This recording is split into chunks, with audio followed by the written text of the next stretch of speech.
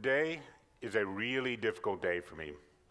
4 years ago, March 4, 2015, my family was at the peak of happiness. It all changed that day. Now, back in the winter of 2015, things were good. The kids were happy, my wife was happy, the dog was happy, we were all happy. I'd just taken the kids skiing, come back. It was really a perfect time for us. And here's my son, Cayman. He was a handsome kid. He was 13. He's a great kid. We would hike and ski. We would play chess for hours. He was bright and happy. He had great friends. He was discovering girls. He was really mischievous. He played sports. He was just full of life.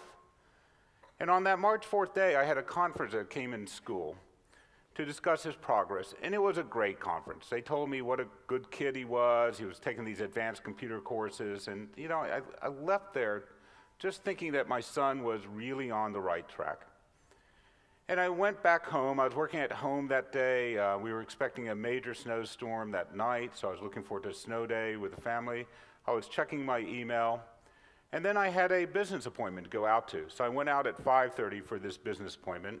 I came back, and as you do, I checked my email, and I saw that at 5:35, literally 5 minutes after I left, I'd gotten an email from the school. Cayman had gotten the same email. It said that Kay was failing history because he had not turned in a homework assignment. No one had mentioned this at his school, but so I saw the email, and I do, what you do as a parent. I went to talk to my son about what was going on.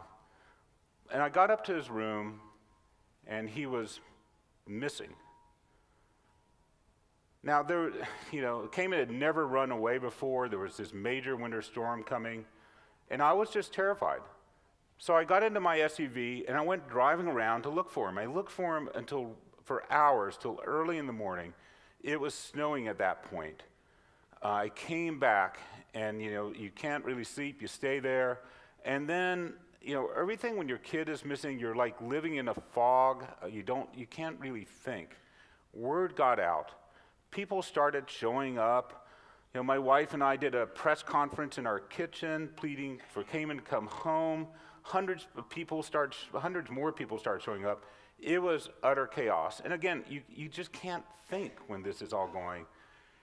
And I'd never been the type person who needed help. I was the type person that people would go to for whatever problem, for help with their problems. And I had never had a problem I couldn't really solve by just thinking really well or being really smart about it or working really hard. And I couldn't do that now. I didn't know what to do, and I didn't know how to ask for help. But I didn't have to. My chapter and my forum showed up. Two of my forum mates, two of the busiest people I know, came to my house and just stayed there for endless period of time. They and my chapter organized everything that needed to be organized. They organized a search. They got local and national media together. They contacted the FBI. Someone hired a private detective. They did everything that anyone could think of doing. Now, this went on for 4 really long days. And then I got a call. I got a call from the police. They'd found Cayman, but they'd found his body. And I couldn't stop crying. I haven't stopped crying. We found a suicide note. The note said that he was failed history and he was going to kill himself. Now, Cayman had never shown any signs of mental depression. He was a really happy kid. His 13-year-old brain just made a bad decision. And I found out later that 75% of all suicides are impulsive. And Cayman's was an impulse suicide. Now, to add to the horror and pain of this time, Cayman had used a gun I owned. The only gun I'd ever owned. It was 25 years old. I had 1 bullet for it. There was a trigger guard, a locked trigger guard on it. I thought I was responsible. I still lost my son. Now, the days that followed are really gone to me. I mean, I had post-traumatic stress. It's like being on the surface of Jupiter. The grief is so strong and heavy, you can't really do anything. You can't move. You can't think. I cried constantly. There were things that needed to be done, though, and my YPO friends did them. They organized a memorial. They did the things that needed to be done. And what I remember so well about that time, the only thing I remember, said I was never alone. There was always a YPOer in the house. Someone would bring dinner. We would sit around a table and drink red wine. And think about how difficult that is to show up at someone's house, a family's house, where they've just lost their teenage son, and to sit there. But people showed up. The guy that got me into YPO, at Southern 7 in Greenville, South Carolina, he had had open heart surgery. And his doctor told him he could not fly. So he got into his car and drove to be with me.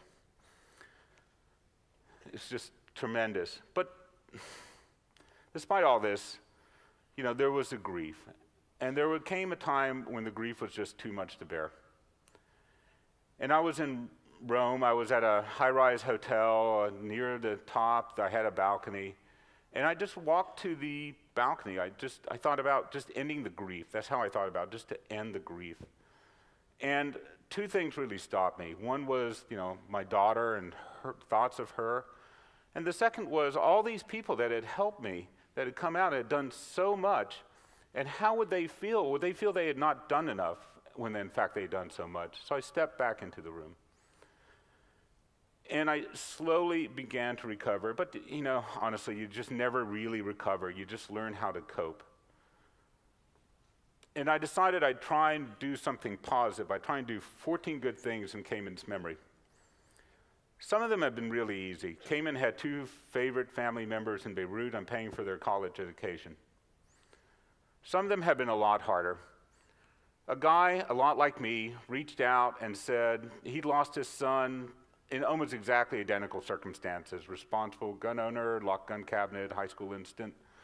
And he reached out and said, you know what, if he knew now what he knows about impulse suicide, kids, and guns, he would never have had a gun in the house.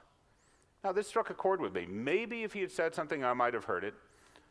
And no fault on him, but I couldn't be the one who didn't try and get that message out.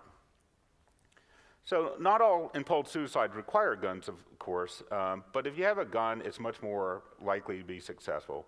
Most suicides are impulsive.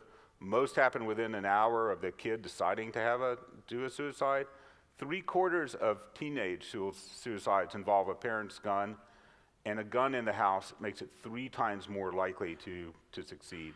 This was stuff I didn't know. So I went out, I made a video with a US organization called Brady. The video went viral. It got 100,000 views in the first day. I gave talks. I talked to parents that had similar stories. That was really the most difficult thing. So for all of you who are parents, who have children, it's a 4-minute video. If you could go back to the slide. 4-minute video, but I ask you to Google Brady and Cayman story. And I think about Cayman every day. You can't help stop thinking about it. But one of the 14 good things I want to do is get back to YPO. The people that came to help me, they didn't come to help me because I was a YPOer, but they came to help me because YPO creates a community. And if you're here at the GLC and doing the YPO stuff, you're helping to propagate that community. And I thank you for your commitment to YPO. And again, I'm alive because of it. Thank you.